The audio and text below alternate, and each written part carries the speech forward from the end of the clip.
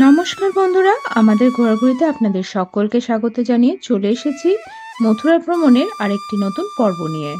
এখানে আমরা পরপর বেশ কয়েকটি স্থানীয় টোটো ভাড়া করে দর্শন করব আর আপনাদেরও দর্শন করাবো। তাহলে চলুন বন্ধুরা, ভিডিওটি শুরু করা যাক। প্রথমে আমরা দর্শন করতে চলে এলাম গোবর্ধন গিরি। গোবর্ধন গিরি, যাকে গিরিরাজও বলা হয়, এটি ভারতের উত্তরপ্রদেশের মথুরা জেলার একটি পবিত্র স্থান। এটি বৃন্দাবন থেকে প্রায় 21 কিলোমিটার দূরে অবস্থিত। এটি ব্রজের পবিত্র ভূমি। পবিত্র ভাগবত-গীতায় বলা হয়েছে যে ভগবান শ্রীকৃষ্ণের মতে গোবর্ধন পর্বত তার থেকে আলাদা নয়।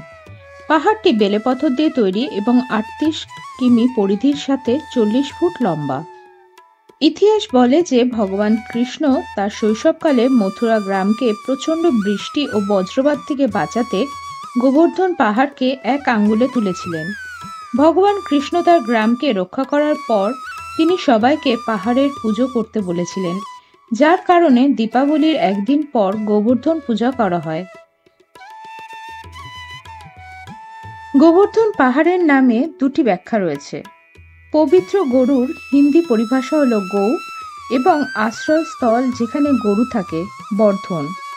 এটি হলো সংস্কৃততে গো মানে ইন্দ্রিয় এবং বর্ধন মানে হলো নিয়ন্ত্রণ করা, অর্থাৎ এটি এমন একটি জায়গা যেখানে কেউ তাদের চিন্তাভাবনার নিয়ন্ত্রণে রাখতে পারে এবং ভগবান কৃষ্ণের সেবায় তাদের জীবন উৎসর্গ করতে পারে।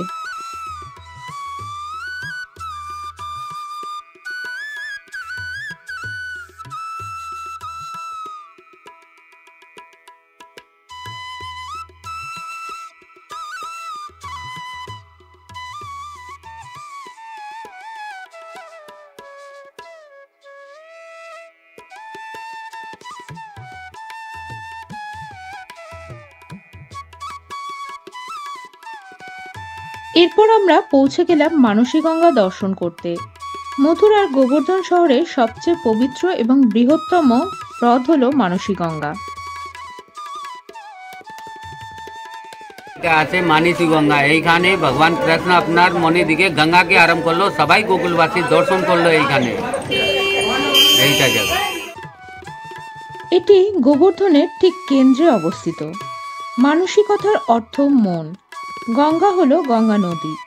কথিত আছে যে মানসী গঙ্গাকে ভগবান কৃষ্ণ মানসিক ধ্যান ও শক্তির মাধ্যমে গোবর্ধনে এনেছিলেন। কিংবদন্তি অনুসারে শ্রীকৃষ্ণ তার পিতামাতা ও অন্যান্য ব্রজবাসীদের জন্য গঙ্গা নদীকে এই মথুরাতে নিয়ে এসেছিলেন। এটি বিশ্বাস করা হয় যে মানসী গঙ্গায় স্নান করলে একজন ভগবান শ্রীকৃষ্ণের ঐশ্বরিক প্রেম লাভ করে।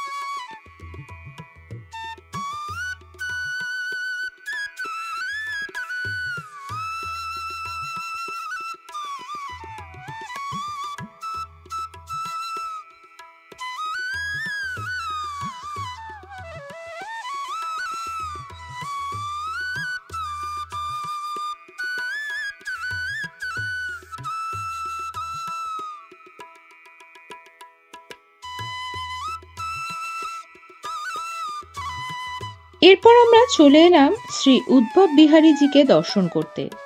উদ্ধব হলেন ভগবান শ্রীকৃষ্ণের পরামর্শদাতা এবং পরম বান্ধব। ভাগবত পুরাণে তার এক তাৎপর্যপূর্ণ ভূমিকা রয়েছে। কোনো কোনো শাস্ত্র মতে উদ্ভব ছিলেন শ্রীকৃষ্ণের চাচাতো ভাই। উদ্ভবের পিতা দেবভাগ ছিলেন শ্রীকৃষ্ণের জন্মপিতা বাসুদেবের ভাই। শ্রীকৃষ্ণের সাথে উদ্ভবের এমন শারীরিক গঠনগত সাদৃশ্য ছিল যে কেউ কেউ তাকে শ্রীকৃষ্ণ বলে ভুল করত। শ্রীকৃষ্ণই উদ্ভবকে বৃন্দাবনে যেতে অনুরোধ করেন ও তার মাধ্যমে কৃষ্ণবিরহে ব্যথিত গোপী ও গায়ের অধিবাসীদের উদ্দেশ্যে এক বার্তা প্রেরণ করেন। ভগবান শ্রীকৃষ্ণের প্রতি গোপীগণের ভক্তি ও প্রেমে উদ্ভব এমন মুগ্ধ হন যে 6 মাস বৃন্দাবনে থাকেন। উদ্ভব কুণ্ড কুসুম সরোবরের পশ্চিমে রাজা বজ্রনাভ কর্তৃক নির্মিত।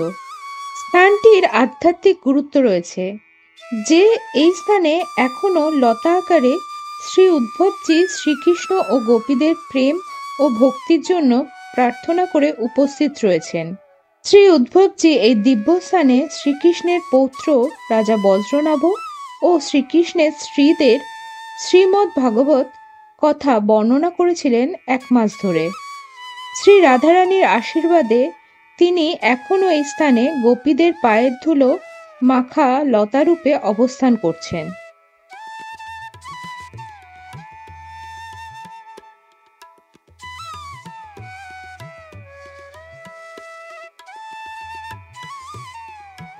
এবার আমরা চলে এলাম মথুরার শ্যামকুণ্ড ও রাধাকুণ্ড। বলা হয় এখানে স্নান করলে সব তীর্থ করার সমান পুণ্য অর্জন করা যায়। আসুন এই 2 কুণ্ডের ইতিহাস সম্পর্কে এবার আপনাদের জানাবো। প্রচলিত কাহিনী অনুসারে রাজা কংস বহুবার কৃষ্ণকে হত্যা করতে একের পর এক রাক্ষসকে পাঠান। ছোট্ট কৃষ্ণ সেই সব দুর্ধর্ষ সব রাক্ষসকে একাই বধ করেন। এমন এক রাক্ষস অরিষ্টাসুরকে কংস পাঠান কৃষ্ণকে বধ করতে। সেই সময় কৃষ্ণ মাঠে গরু চড়াচ্ছিলেন। বাছুরের রূপ ধারণ করে অরিষ্টাসুর গরুর দলে মিশে যায়। সেই কারণে অরিষ্টাসুরের আরেক নাম বৃষভাসুর। এই রাক্ষসকে শ্রীকৃষ্ণ হত্যা করেন। যেহেতু দানব হলেও অরিষ্টাসুর তখন গরুর রূপ ধারণ করেছিলেন, তাই শ্রীকৃষ্ণের ওপর গোহত্যার পাপ লাগে। তখন শ্রীরাধা এই পাপ থেকে মুক্তি পেতে শ্রীকৃষ্ণকে সব তীর্থ দর্শন করার পরামর্শ দেন। কিন্তু সব তীর্থ দর্শন করা সময় সাপেক্ষ, তাই শ্রীকৃষ্ণ বাঁশি দিয়ে মাটি খুঁড়ে একটি কুণ্ড নির্মাণ করেন। সব তীর্থ জলের রূপ ধরে এসে ব্রজের সেই কুণ্ডে মিশে যায়। কৃষ্ণের গায়ের রং অনুসারে এই কুণ্ডের জলের রং ঘোর কালো। এটি শ্যামকুণ্ড নামে পরিচিত। এটি দেখে রাজা নিজের হাতে চুরি দিয়ে মাটি খুঁড়ে আরো একটি কুণ্ড বানান। এটি রাধাকুণ্ড বা কঙ্কন কুণ্ড নামেও পরিচিত। রাধার গায়ের রং অনুসারে এই কুণ্ডের জলের রং সাদা। এই 2 কুণ্ডে জলবিহার করতেন রাধা ও শ্যাম। এই জলে স্নান করলে সব তীর্থ করার সমান পুণ্য লাভ করা যায় বলে প্রচলিত বিশ্বাস। নিঃসন্তান দম্পতিরা রাধাকুণ্ডে স্নান করলে তাদের সন্তান লাভ হয় বলেও মনে করা হয়।